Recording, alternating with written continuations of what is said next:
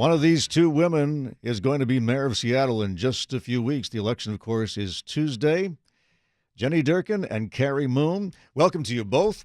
Let's get right to it. Transportation is on everybody's mind, and I'll start with you, Jenny Durkan. If you're mayor and suddenly there's 2 feet of snow in Seattle, what's the first thing you do? Tell everyone to stay home. Turn the mic on so she can say it again. What's the first thing you do? Tell everybody to stay home.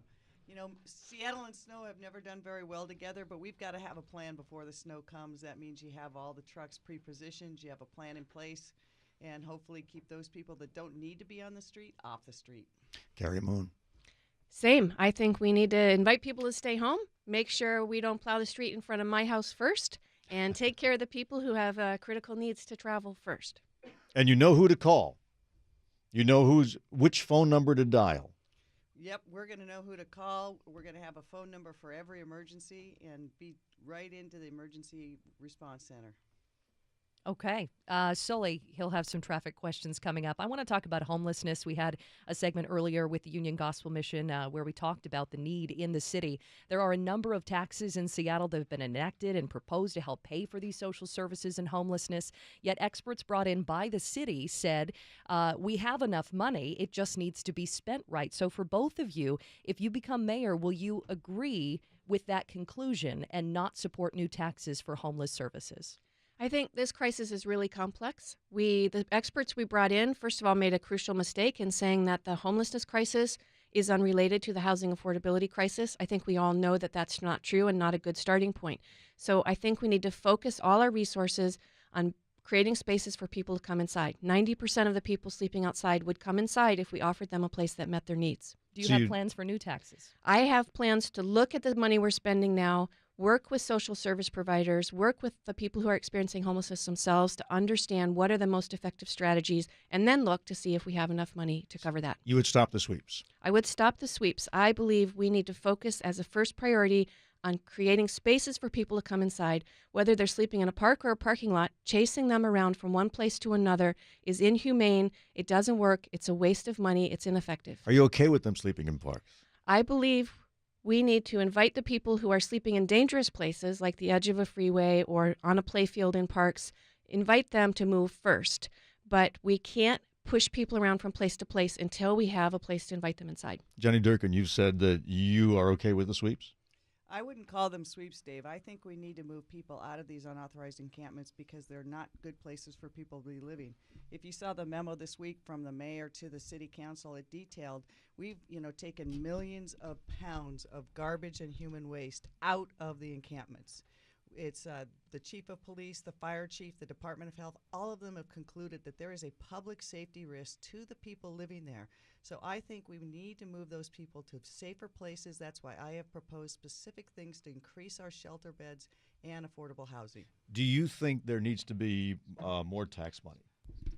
I've said that I do not want to raise any taxes until we can look at and scrub the budget and really make sure that we're using that money efficiently. The one area that I've said consistently I may have to come back to voters, I would like to do it either regionally or statewide, is for addiction services and mental health counseling. That is really a problem with people who are experiencing homelessness.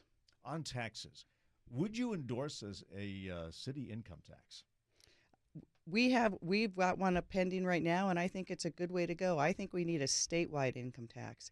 We have a system that is really unfair. We call it regressive, but what that means is it's unfair. The people who have less money are paying a disproportionate share to get us our services. So we need to shift that burden so the people who have more can pay more.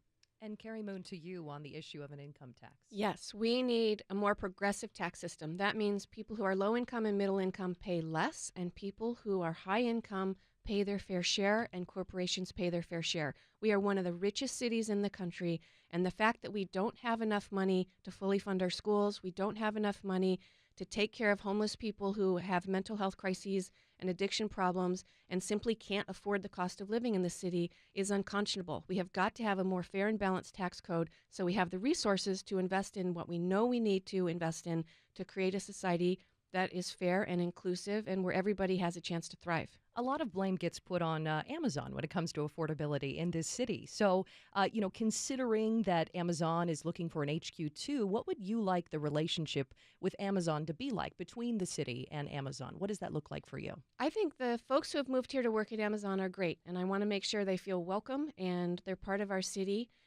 But I want to make sure that big corporations that are making tremendous profits and are using our infrastructure, are using our school system, are benefiting from all the great quality of life issues in Seattle and our great, relationship with nature.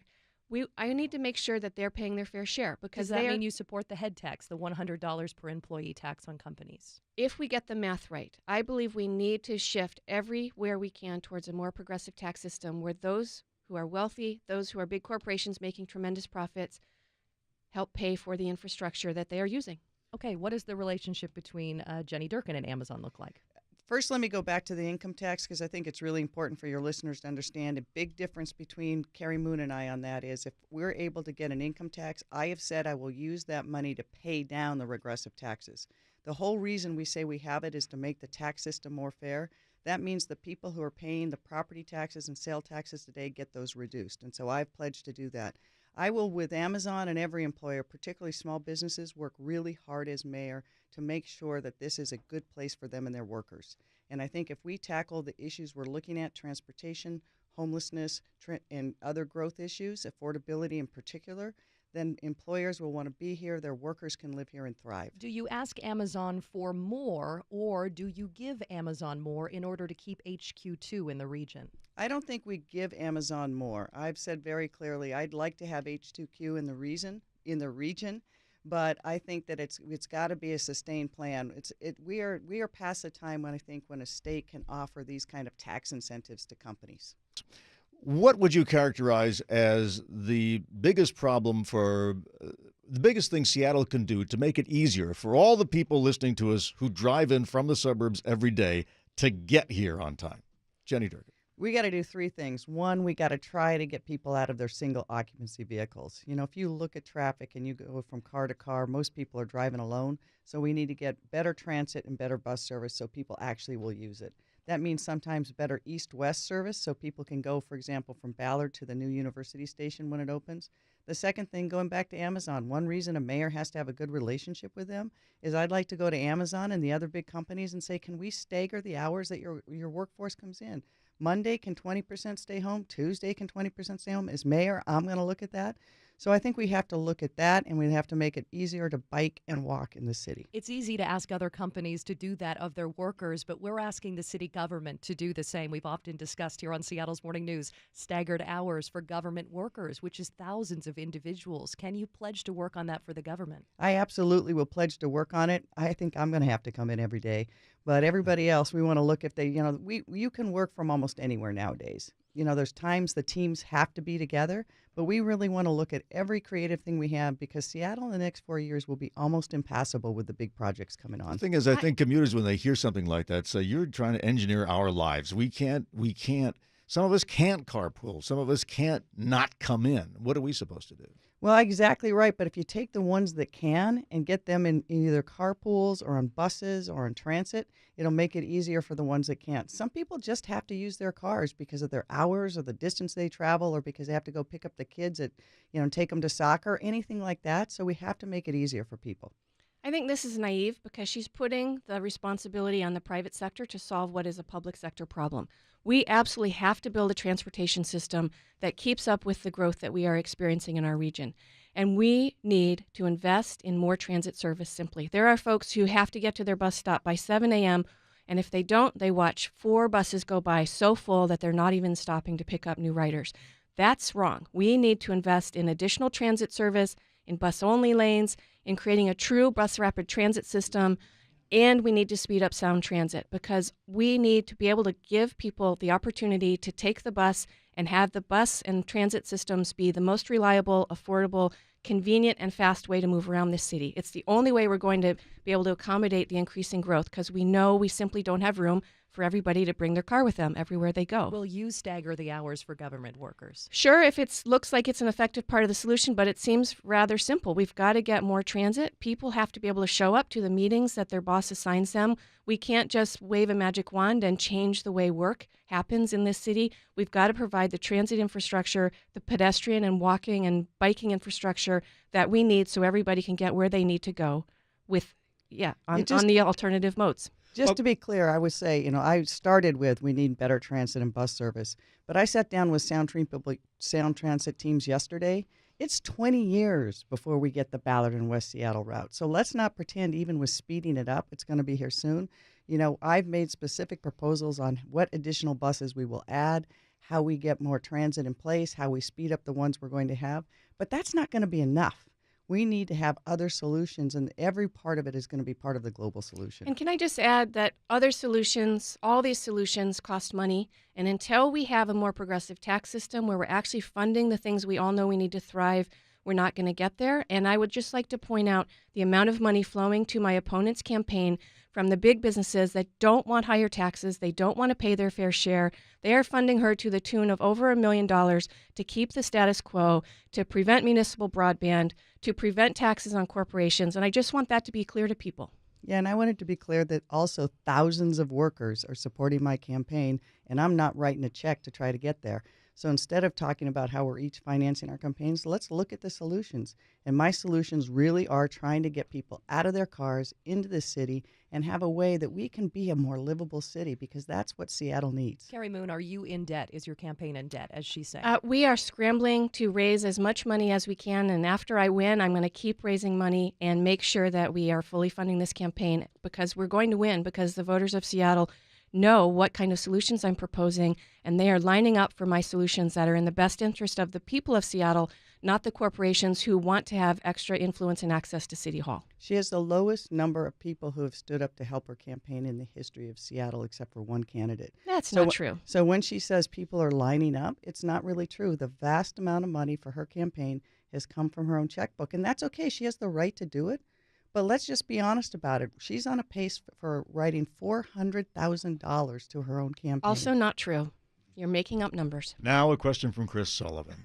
Yeah, I always I advocate for for our listeners who come out from inside your city. And I know you're not responsible for the folks like us who come in from Snohomish County or Pierce County or whatnot, but we come through the city. And a lot of us don't like coming in anymore because it's such a pain in the you-know-what to get around. And it only is going to be getting worse with a couple of situations that I get all the time. Mike O'Brien's idea to tax and toll every road through downtown Seattle, kind of like the road usage charge we're looking at the state level. Where you guys weigh in on that? And also when it comes to bike lanes, I know they're great, but why not have the bike community pay for them? I get that all the time from, why not license bicyclists? Let them offset some of the costs for the rest of us, since we're taking lanes or parking away from people who you have to use their cars. Let's start with Cary Moon. Cary? So most bikers are also car owners, and they're also property taxpayers. They are paying for all the infrastructure that we are all using together. But licensing bikes isn't a bad idea. I would definitely look at that. I think, though, it is our responsibility as city leadership, as mayor, to watch out for all the commuters who are coming into work in our city. So absolutely, I would like to be putting in better bus service for folks coming in from outside of town to work in Seattle. I was part of the One Center City Advisory Board, which really looked at this issue of the congestion in downtown and how do we make sure we're moving enough people. And it's about investing in bus priority, investing in bus service, making sure that the bus routes coming into downtown come all the way to your workplace. It's about making sure we're using the limited street space we have as efficiently as possible to move people and goods.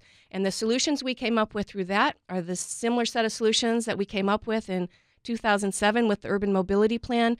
This is an issue I've been working on for 10 years. It's time for courageous implementation of bold solutions. Jenny Durkan. So I think we absolutely, as we just discussed before, some people have to bring their car in, but we also want to make it easier for people coming from outside the city not to have to bring a car. So I'm going to look at more park and ride facilities, for example, adding those to the terminuses at the ends of the city so people can have a one-seat ride. They come in, they park their car, make some agreements with people so it doesn't increase the cost that much. We've got to look at every way we can to get cars off the road because it's just math. We have more cars than street space. And so I think we're going to have to use a whole range of tools to do that. Is that our time? I guess that's our time. Cary Moon and Jenny Durkan, thank you very much for coming in. We appreciate it. Thanks for having us. Thank you.